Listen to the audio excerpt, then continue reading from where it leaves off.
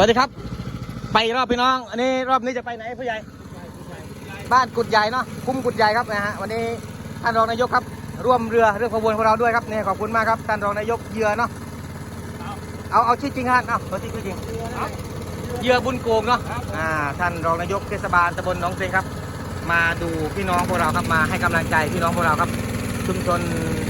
บ้านกุดใหญ่ชุมชนคุ้มกุดใหญ่โคกทิมิ่นแล้วก็ทุกชมรครับตรงนี้นี่ครับพี่น้องดูป้ายบ้านโรงเรียนบ้านกุดใหญ่พี่น้องครับนะฮะจมไปอยู่กับน้ำครับแล้วก็พี่น้องกำลังลุยน้ำมารับสิ่งของที่เรานำมาช่วยเล็กๆน้อยๆครับให้เป็นแรงใจเนาะเป็นกำลังใจพี่น้องพวกเราครับผมโอ้นี่ฮะตรงนี้ฮะที่เดินมานี่เป็นขอโทษครับพี่น้องเป็นถนนเขาเรียกว่าถนนลาดยางครับนะฮะถนนลาดยางครับแต่ว่าตอนนี้ครับพี่น้องเป็นคลองส่งน้ำครับนี่ฮะความลึกอยู่ที่เอวเลยครับพี่น้องผู้ใหญ่ครับเอวผู้ใหญ่นะโอ้ยยายโอ้ยบายโอ้ยสงสารแท้โอ้สู้ครับพี่น้องครับดูครับพี่น้องครับพวกเราครับ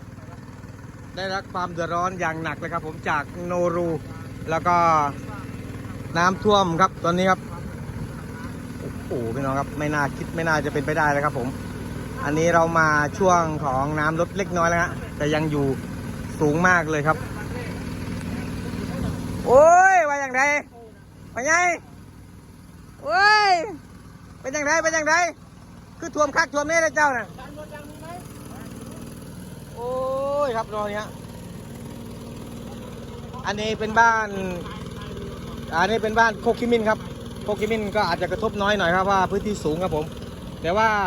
กุดใหญ่ครับฝั่งนี้เป็นคุ้มกุดใหญ่ครับผมเนี่ยสู้ทุกคนครับเนี่ย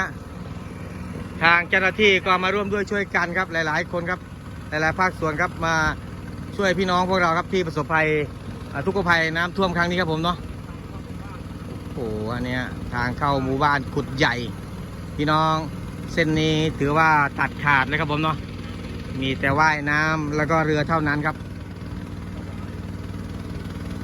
พวกเราก็นำเรือครับไปรับพี่น้องพวกเราที่อยู่ด้านในครับเพราะว่าพี่น้องว่าอยากออกมาสูดอากาศหายใจตรงที่ไม่มีน้ำมั่งว่างั้นเนาะพี่น้องนะอยู่แต่ในน้ำจนเครียดหมดแล้วนะ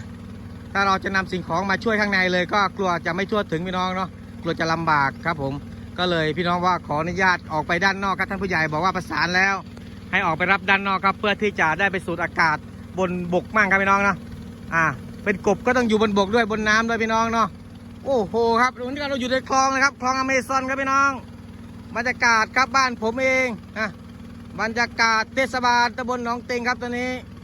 พิกัดที่คุ้มกุดใหญ่ครับพี่น้องโอ้เนาะ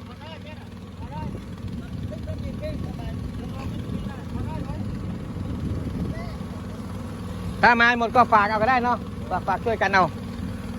สงสารพี่น้องครับผมเนี่ยฝากครับตัวแทนมาครับก็ไม่เป็นไรครับขอเขาอยากออกไปสูดอากาศหายใจมั่งเนาะเนี่ยเบื้องหลังของพวกเราครับผมท่านผู้ใหญ่บ้านครับโอ้โหเนี่ยตีกันเชียงแรงแท้ไปทางไหนนี่นอโอ้นี่ครับเอาสวัสดิ์เสือพี่น้องท่านนายกเนี่ยท่านรองท่านว่ายนั้นเป็นหรือเปล่าเนี่ยโอ้โหครับว่ายเป็นครับแต่โทรศัพท์ว่ายไม่เป็นเลยครับพี่น้องโอ้โหว่ายกันท่านว่ายเก่งอยู่แล้วมาครับท่านรองนายกเล่นมุกเสร็จแล้วพี่น้องไม่ได้เข้าไปใช่ไหมน่าจะไม่ออกเพราะว่าออกยากนะพี่น้องครับผมเอาแค่นั้นครับพี่น้องนี่คือว่าพวกเราก็มาดูเฉยๆนะติดตามสถานการณ์ของบ้านของคุ้มกุดใหญ่ครับบ้านโคกิมินหมู่4ครับพี่น้องตัวนี้โอ้โหพี่น้องครับเนี่ยพี่น้องถือว่าสุดๆเลยสำหรับพวกเราครับเนาะแค่แช่น้ำครึ่งวันเนี่ยผมโวยวายแล้วพี่น้องอันนี้พี่น้องเราแช่มาเป็นอาทิตย์2 อาทิตย์แล้วครับแล้วก็ยังอยู่กับน้ำอีกนานครับผมเนี่ยเรือเราไม่มีท่านะครับกระโดดขึ้นเลยเด้อคือกบหน้าให้คือกบหน้าไม่มีเบรกจุ้ยไปเนี่ยมืออาชีพอยู่แล้วครับอยู่ใกล้น้ำเนาะอยู่ใกล้น้ำมืออาชีพกระโดดขึ้นเรือปั๊บเลยครับผม เนี่ยถ้าจะเป็นเขยบ้านนี้พี่น้องถ้าจะเป็นเขยกุดใหญ่หรือว่าชำแระก็ต้องหัดพายเรือหัดว่ายน้ำไม่เป็นครับมาว่ายน้ำไม่เป็นอยู่ยากครับพี่น้องน้ำล้นครับปีนี้มาแล้วปีหน้าก็ใช่ว่าจะไม่มานะพี่น้องไม่ใช่ว่ามันจะครบรอบ10 ปีมาครั้งหนึ่งนะครับสถานการณ์นะครับมาได้ทุกปีเนาะไม่ใช่ว่าปีนี้แล้วมาแล้วจะเว้นให้เรานะครับโอ้โหครับพี่น้องครับสถานการณ์ของพวกเรา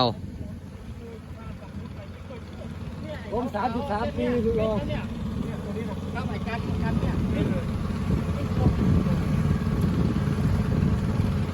ขอให้ลงไปเรื่อยเนาะอยากขึ้นอีกเด้อเนาะ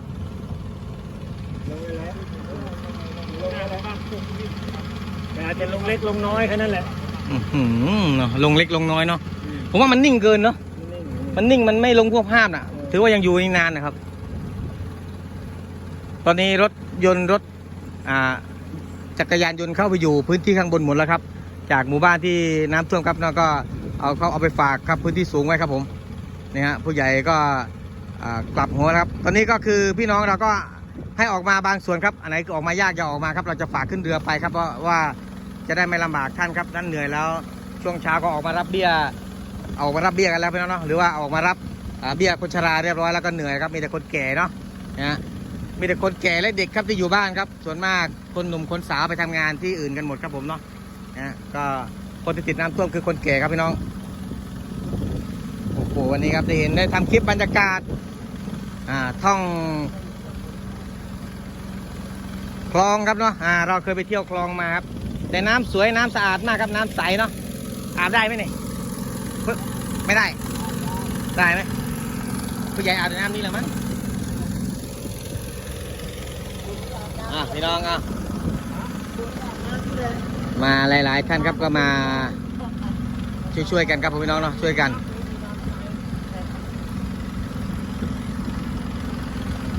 นี่ฮะจุดที่พี่น้องจะมารับของเนาะที่เรานำมาช่วยบริจาคเล็กๆน้อยๆจากพวกเราครับเนาะที่เราอยากจะช่วยเหลือพี่น้องพวกเราครับชุมชนเดียวกันพี่น้องด้วยกันครับเนาะมาร่วมบริจาคให้พี่น้องนะหรือว่าเห็นหน้าพี่น้องครับมาทักทายให้กำลังใจพี่น้องพวกเราครับผมเนาะญาติมิตรของพวกเราที่อยู่ข้างในที่น้ำท่วมขังครับที่น้ำท่วมถึงครับ